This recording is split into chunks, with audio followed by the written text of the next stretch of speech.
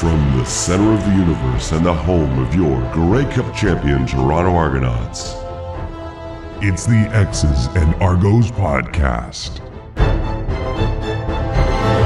Welcome to the X's and Argos post-game reaction podcast, brought to you by Something in the Water Brewing, as the Argos lose their first game of the season 20-7 to the Calgary Stampeders.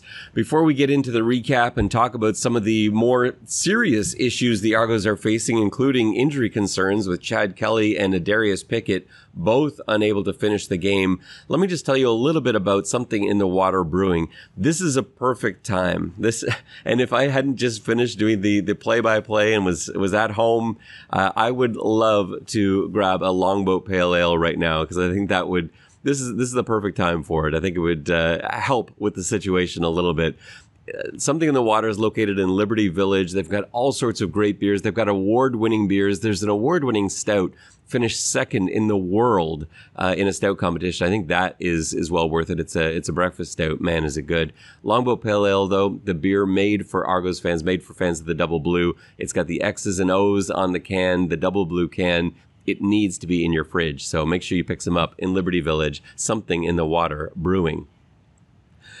So something was brewing in Calgary. Man, the Argos had so much bad luck. Almost everything went wrong for them, and it was all within a span of about 5 minutes that everything fell to pieces. So first of all, the defense, I know it probably felt late in the game like you were frustrated because the defense was giving up first down after first down on the ground. Mills ended up with 137 yards rushing. Yes, that is a lot. The defense was on the field a ton. They just couldn't, the Argos offense couldn't sustain drives, and so the defense was stuck out there. It was like that from the very beginning. Even in the first quarter, the Calgary Stampeders had the ball for like 11 and a half minutes, which set the tone for this entire game.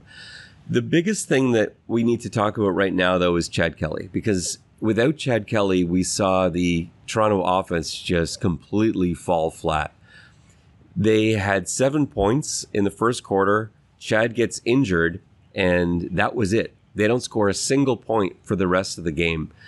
And it's not like Calgary was blowing Toronto's doors off. Calgary had one touchdown on offense. That's it. One touchdown on offense, 2 field goals, and they got a special teams touchdown in the weirdest of ways on a Javon Leak fumble. So let's just talk about Chad Kelly first, and then we'll get into some of the recap, because I'm already going all over the place. There's a ton to talk about. There's a lot of other injuries too. It's just, like I said, one of those games where everything went wrong. You almost just have to throw it away and start fresh tomorrow. So let's talk about Chad Kelly. So Chad Kelly sustained an injury. It looked like when he was hit, I think it was Mike Rose that hit him. I'm not even positive now. He was hit as he released a ball. He was trying to hang on to it for as long as he could so that he could get the ball downfield to Dejan Brissett. Brissett ends up making a play, but there was a holding call on the play, so it all gets called back anyway. Chad sticks it out for a few more plays, but is unable to return back out into the field for the Argos' next possession.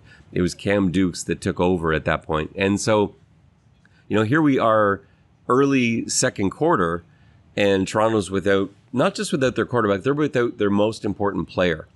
On the broadcast tonight, Mike Hogan and I in pregame were talking about sort of 1/3 way through the season awards. Who would you award as Toronto's MOP? Who would you give the defensive MVP to? Let me tell you my 2 picks for those spots. The most outstanding player was Chad Kelly, and I don't think there's any question about that. I think coming into this game, he was the league's most outstanding player. He goes down. Who was my defensive player of the year for the Argos to this point? Adarius Pickett. Wynton McManus, obviously in the conversation. I think Robertson Daniels in the conversation. Dwayne Hendricks, Flo Aromalade is in the conversation. I think Adarius Pickett was the most valuable piece on this defense. Both of them go out within minutes of each other after having already lost Jared Brinkman, who is one of the best run stoppers in the league and the Argos' best run stopper. How different does this game look if Jared Brinkman is in the middle there? Because I don't think there's no chance that Mills ends up with 137 yards rushing if Brinkman is in the game. It just doesn't happen. He doesn't allow that to happen. And so it was one thing after another. Cam Phillips had to be taken out of the game a couple different times. AJ Ouellette went down with an injury. He was able to get back in there. But really, we're talking about Chad Kelly and Adarius Pickett. So I keep getting off topic here. I'm trying to get back to the Chad Kelly thing, but there's so many things going through my brain here. So Cameron Dukes comes in for Chad Kelly. I thought we might see Brian Scott at some point in the game. It was just Cameron Dukes from the moment Chad Kelly was hurt all the way through to the end of the game. He took every snap. How did he look? He looked kind of like what we expected he would look like. Dukes, I'm not at all writing off. I think there is potential for Dukes. I think he's a really exciting player. I didn't think he looked lost out there. I didn't think he looked like he didn't belong.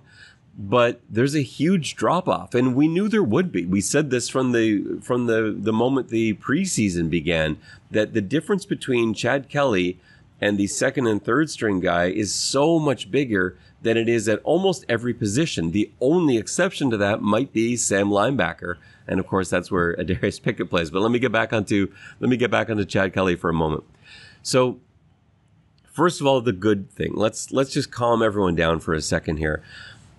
The good news is that it's not like this is a season-ending injury. At least, we haven't gone through all the evaluations or anything like that. It doesn't seem to me like this is going to be an injury that keeps Chad Kelly out long-term. After the game, Coach Dinwiddie said that he expects both Kelly and Pickett should be able to play next week. Now, he said that may not be what happens because they've got a bye following that. So maybe, as he's talking to us, he's kind of going through the situations in his mind. He's saying, maybe this is a situation where we don't play them next week. We rest them in the bye. That way they've got 2 weeks to recover, and then they both return.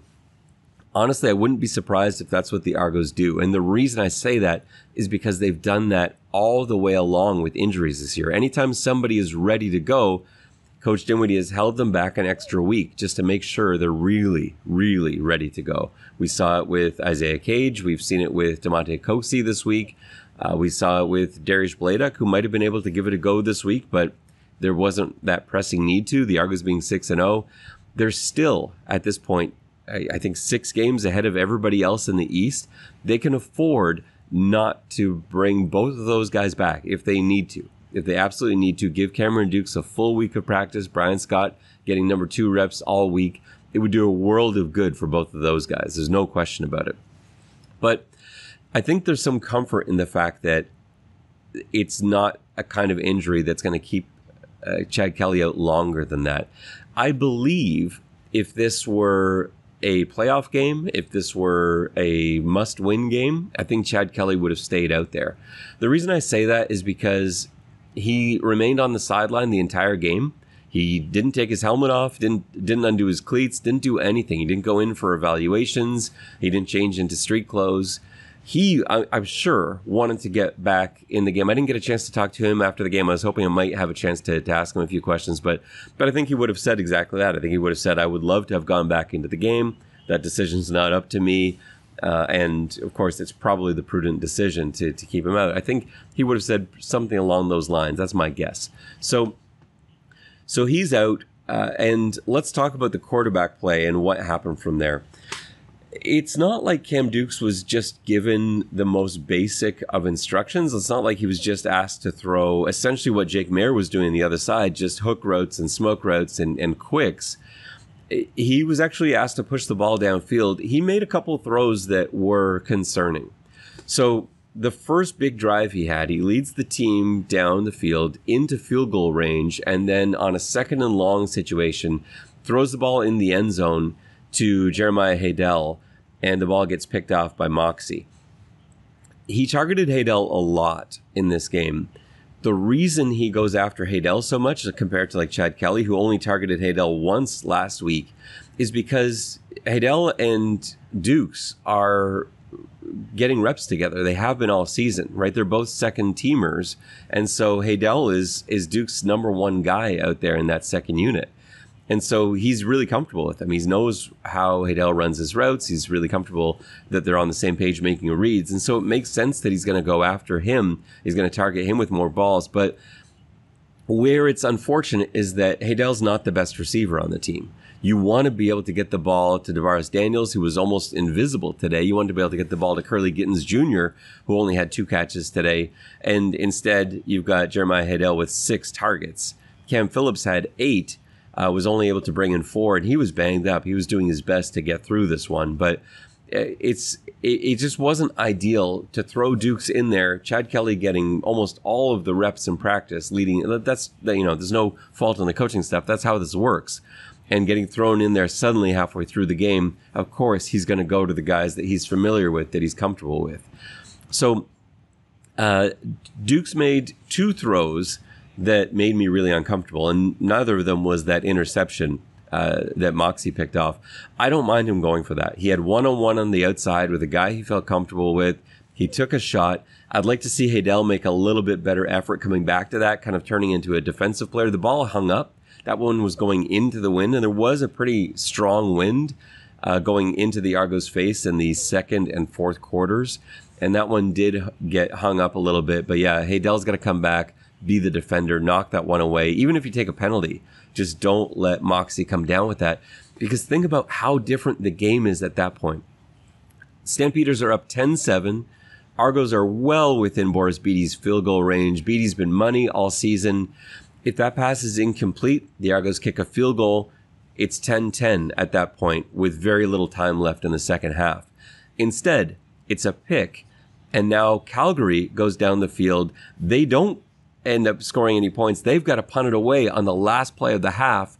They punt it to Javon Leake, and Leake, trying to make a play, knows that they're losing going to halftime, knows they're down the starting quarterback, is desperately trying to make a play. He starts running before he's secured the football. It ends up hitting him in the right shoulder, bouncing into the end zone, and gets recovered for a touchdown. It was just a disastrous swing for the Argos. They went from it being 10-10 going to the half to suddenly it being 17-7. And for a Chad Kelly team, 17-7 is not insurmountable. Calgary was only going to score 3 more points the entire game. They scored a field goal in the second half. That's it.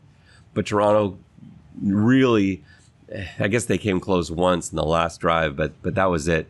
They just didn't show enough offensively after that. But that was a big play. Those 2 plays, that pick at the end of the first half, that pick at the Argos' last drive of the first half, and the fumbled punt return touchdown were huge plays. Again, I've gotten off topic. I can't tell you what my brain is doing right now. There's so many things I want to say. I'm trying to say it all at once. Let me slow it down a bit for you. And of course, I invite you to read my post-game recap on 3 Down Nation, which will be a little bit more clear. I'll have time to actually type it out to get my thoughts on this one. So the 2 throws I didn't like from Cam Dukes, both were staring down his receiver, watching guys that he's less familiar with, and instead of looking at the coverage, he's watching his receiver. So one was a dig route to Cam Phillips. He watches Cam all the way down the field. He watches Cam cut across on the dig, doesn't see either linebacker, who both drift back right into the passing lane because he's just watching Phillips. That's something he's going to see on film and have to eliminate.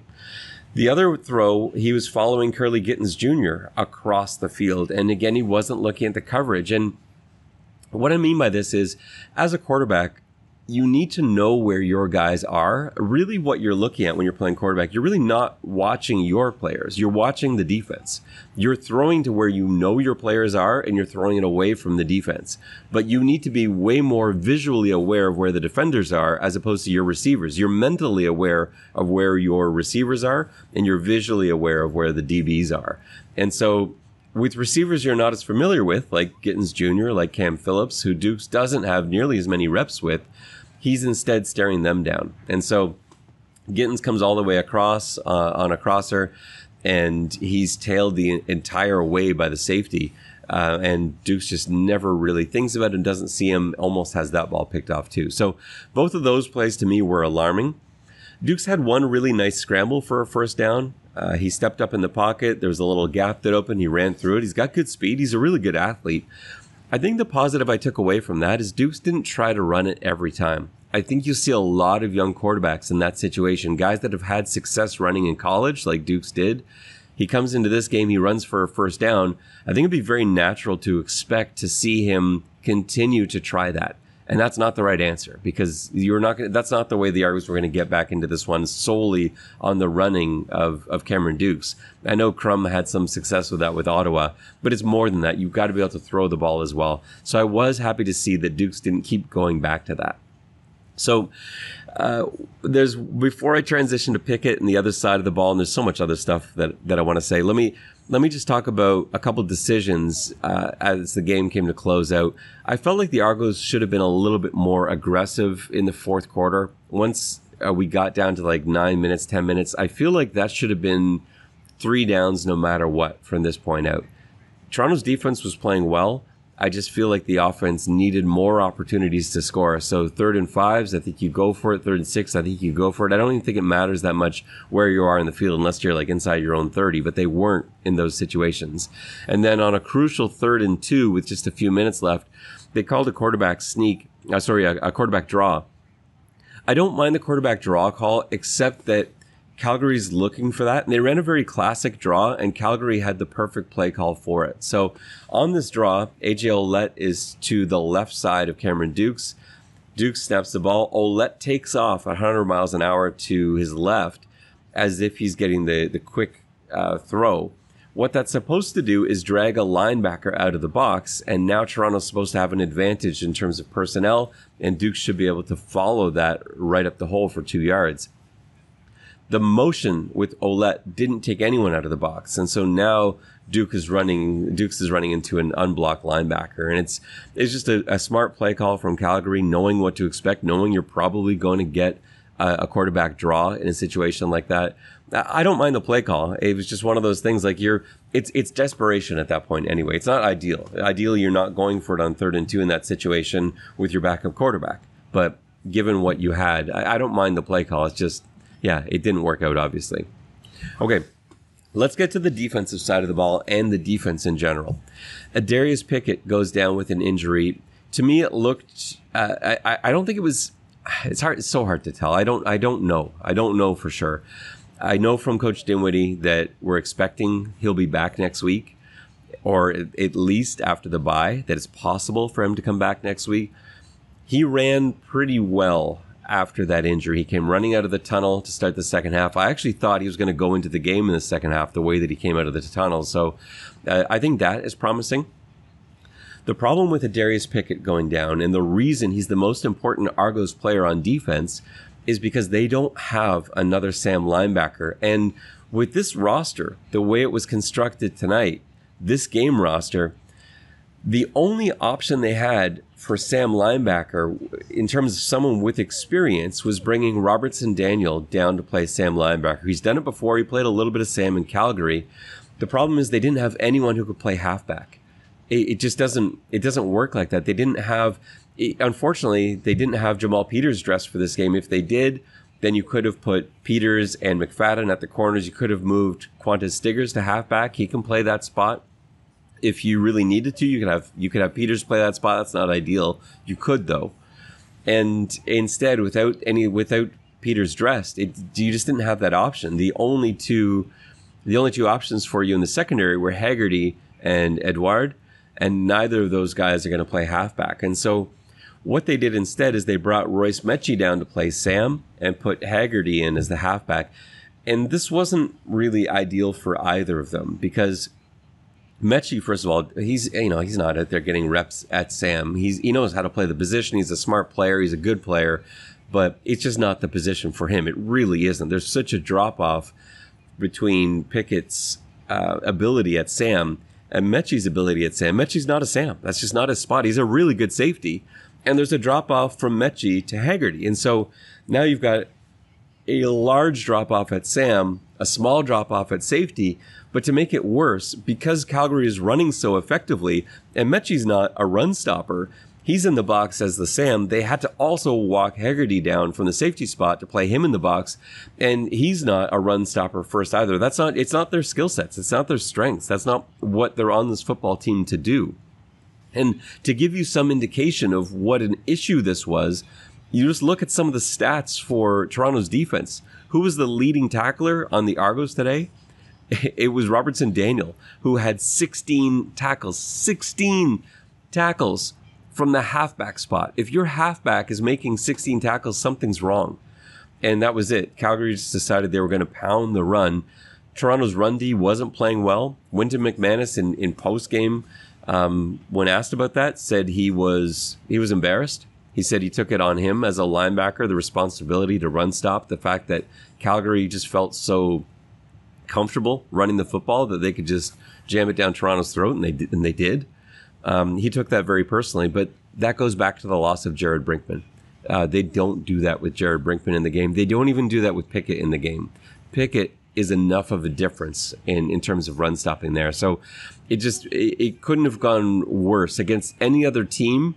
Maybe this isn't as big a deal defensively, but Calgary came into this game determined to run the football. Look at Calgary's. This part is mind-boggling.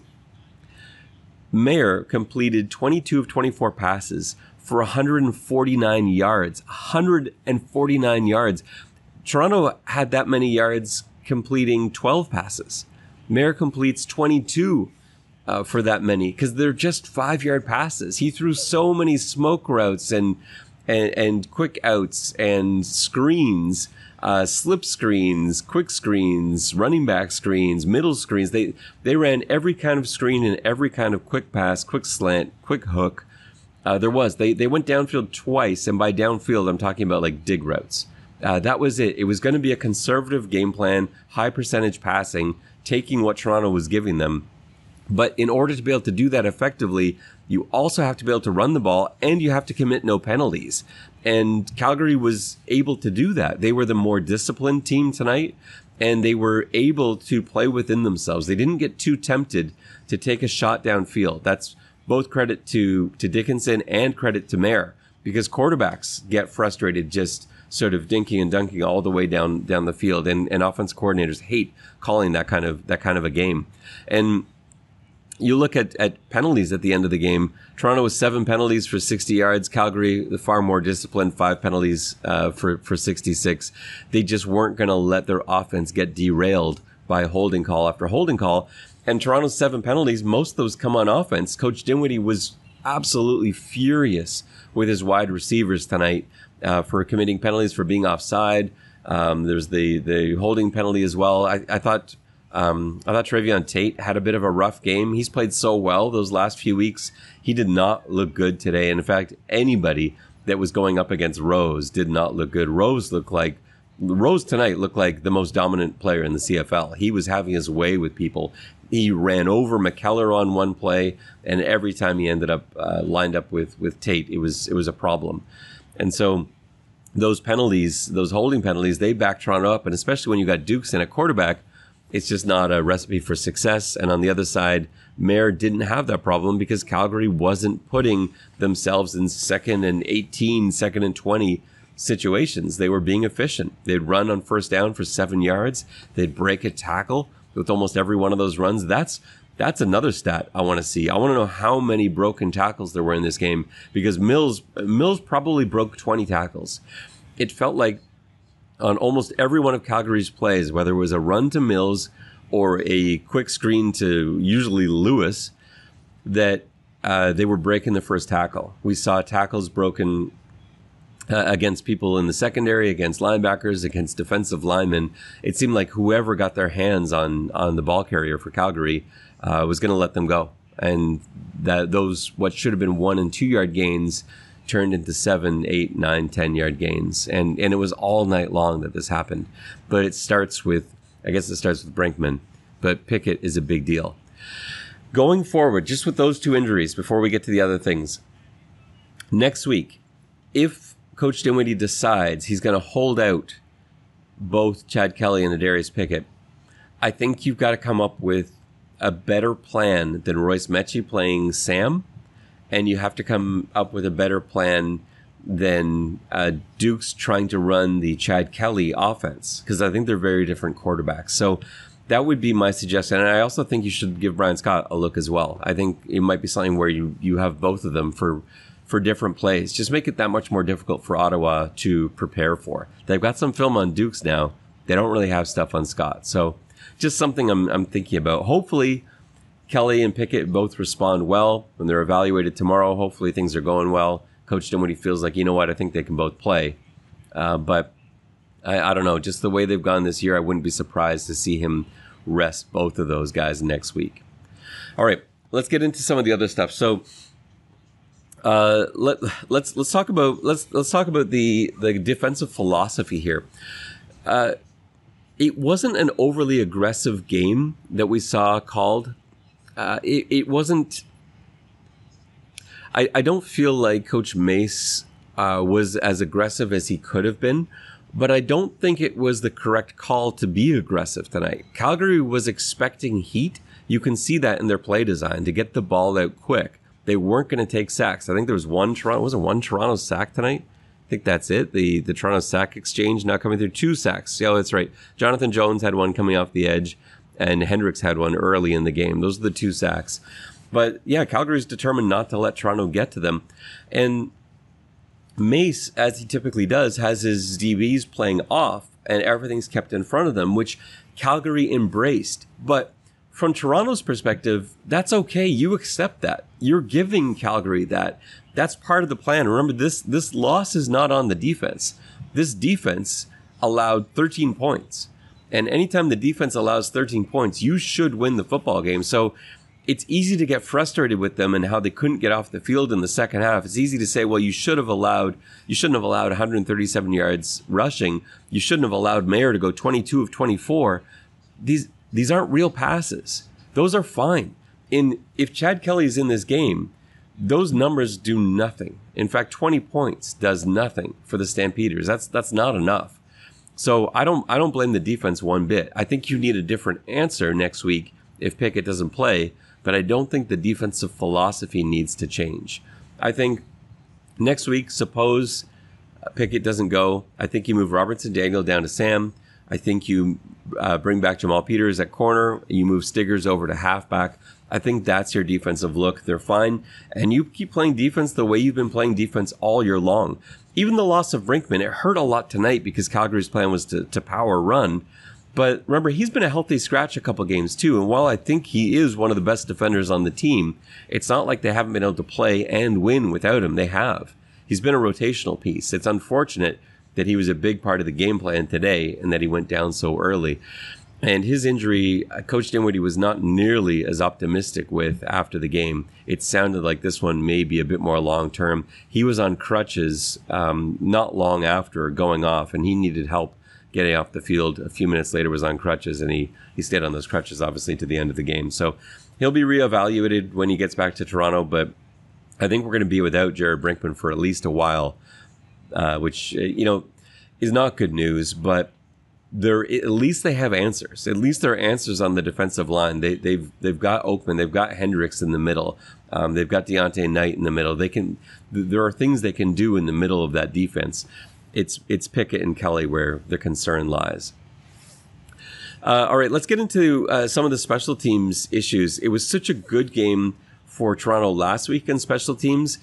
It's not like they played badly today, but that big play with Javon Leake was really, really costly, where Leake fumbles the ball into the end zone, it gets recovered, and that ends up being such a big difference in this game. They also had a little bit of trouble on their coverage. Lewis for Calgary ended up with 10.6 yards per return, which is fine, but there were a couple untimely long returns mixed in there that are sort of skewing that average a little bit.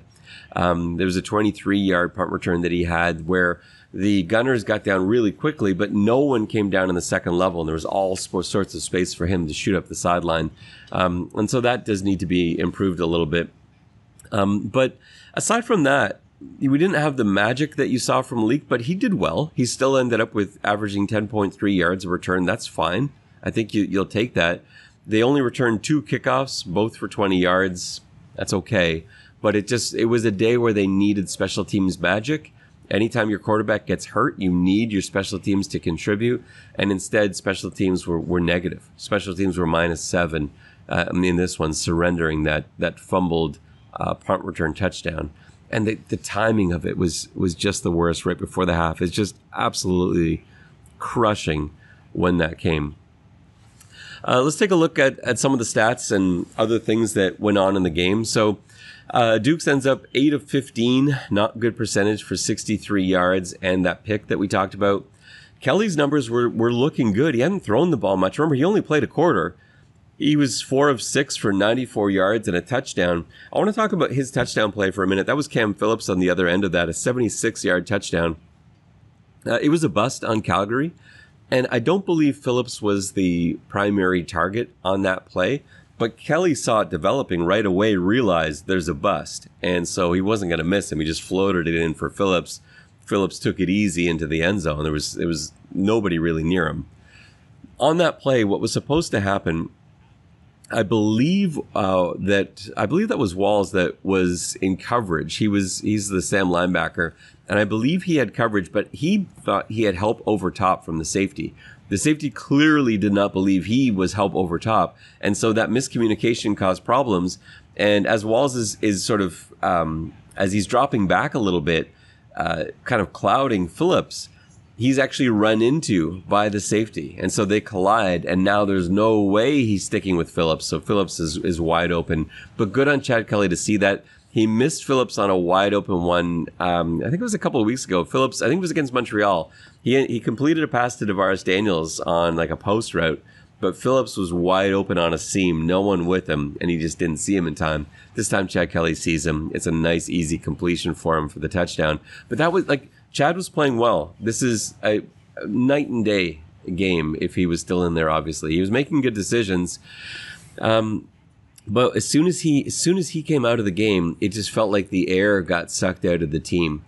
And both Wyndham McManus and Coach Dinwiddie post-game suggested that there wasn't the level of energy needed there. I think it was Coach Dinwiddie that used the term flat. Wyndham McManus talked about how Coach Bell actually gave them a pep talk because they weren't playing with fire. They weren't playing with the intensity that they've been playing with every game coming into this one. And Coach Dinwiddie said this may have been the result of players reading their press clippings, reading about how good they were. He talked about this to them all week leading up to this, that the energy level wasn't there, that you can't just sit back and rely on it. I thought he had something interesting to say too. He talked about how he couldn't wait for Toronto not to be number one in the power rankings. He's like, I hate that. We're going to be 3 this week. He says, great. He would much rather be that than be 1 and have the target on their back. He's like, we play better as underdogs anyway when we're being disrespected. And I think that's going to happen. I don't think Toronto is going to be 1 in the power rankings this week. Now, they've got an argument with only 1 loss. They've got an argument, absolutely. But I think just recency bias tends to dominate in power rankings. So I bet you see the Argonauts slip down to 2 or slip down to 3. We'll see. But Coach Dinwiddie, I think, would be thrilled if the Argos were 3 at everyone's power rankings this week from what he was saying. Back to our stats. Tough running game for AJ Ouellette. They were sort of sitting on that. Calgary was. They were watching him carefully. AJ was 7 carries for 32 yards. That's obviously not going to get it done. And in the receiving game, a bit misleading here. Cam Phillips, the leading receiver with 4 catches, 94 yards. But remember, 76 of those 94 came on that one play, the other 3 for 18 yards. And on 8 targets, that's just not really good efficiency. Jeremiah Haydel, 6 targets, 3 catches. That's not enough efficiency. To have 22 yards receiving on 6 targets is not going to do it. Curly Gittens Jr., 4 targets, 2 catches, 11 yards. That's not going to do it either. And like I said, those tackling numbers, when you look at them, Robertson Daniels, 16, Royce Mechie, 7. Josh Haggerty is next up with 7. You can't have 3 DBs leading your team in tackles. That's a recipe for disaster. So, where are we now? Number 1, Argos fans, do not panic. It will be okay. I promise it will be okay. I don't know if it will be okay for this week. It'll be okay for long term. If Kelly and Pickett don't play this week, they will be back after the bye. I feel very confident about that. And in a way, Mike Hogan was saying this on the broadcast too. In a way, this could be a blessing in disguise. Last year, Chad Kelly had next to no opportunity to get into the game. McLeod Bethel-Thompson just didn't get hurt. He stayed healthy all the way through the year. He took some beatings, but he didn't get hurt. And Chad took very few snaps all season other than short yardage, like 3rd down and 1 snaps. If Cameron Dukes and Brian Scott get some action next week, Cameron Dukes already played like almost 3 quarters this week, at least you've got some reps. At least they've got something they can go on, something they can build on. So if there is an emergency, if there is something that comes up late in the season and you need your quarterback to go in there, at least they've got the reps to be able to do it. The other reason not to panic, the Argos are 6-1. 6-1. They are way ahead of the rest of the East. If I had said to you preseason, after 7 games, the Argos are going to be 6-1, you want to take it or leave it, 100% of you would take it because 6-1 is way beyond expectations. We thought the Argos would be a good team this year. I think everyone did, but 6-1 is a phenomenal start to the season. So that's okay. A loss to Calgary. It's not a division opponent. Also, weird stuff happens in Calgary. They scored 2 points in Calgary last year. So 7 this year is a vast improvement. And the team played well defensively. Calgary is not nearly as bad a team as their record showed. And Toronto only let Calgary score 20 points. So a lot of positives you can take away from that. And looking at Calgary stats, you ignore Jake Maier's 22 completions. So what? He had 22 completions for 5 yards a completion, essentially. That you'll give that up anytime. The rushing yards are misleading too. Yes, Mills had a great game, but he had 27 carries. It's not like he just had 15 carries for 137. 27 for 137. He wasn't busting long runs. His longest run of the night was 13. He had a few of them that were 10.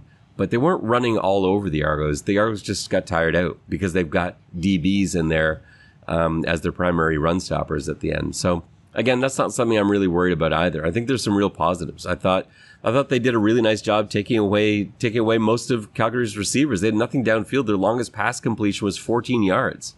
You'll take that. If you look at Calgary's stats from top to bottom, and you showed me those stats pre-game, I would have thought that the Argos had won this one handily. So not really a concern there. We'll have to reevaluate things as the week goes on. I can't wait to talk to JB about this. He's still on vacation, and so hopefully he'll be joining me for our pregame walkthrough as we get you set for Ottawa this Sunday night. It is back at BMO Field. If you don't already have your tickets, get your tickets to this Argos game. The Argos need your support. There's going to be a pretty good crowd on hand. I've got some of my family coming down for this one. I know tickets are selling really well. Get your tickets. Go to argonauts.ca. Pick up your tickets. It's a great environment. It's a great deal, and maybe it would be a good idea to get out there and help cheer on some of these guys that may be in there in place of Chad Kelly, may be in there in place of Adarius Pickett, because they will definitely need your support. Well, that will just about do it for us on this post-game reaction podcast episode of the X's and Argos podcast. McMahon Stadium, the Stampeders 20, Argos 7. Argos fall to 6-1. The Stamps now up to 3 wins. For the vacationing JB, this is Ben Grant saying so long, and may all your pre-snap reads be good ones. I'll see ya.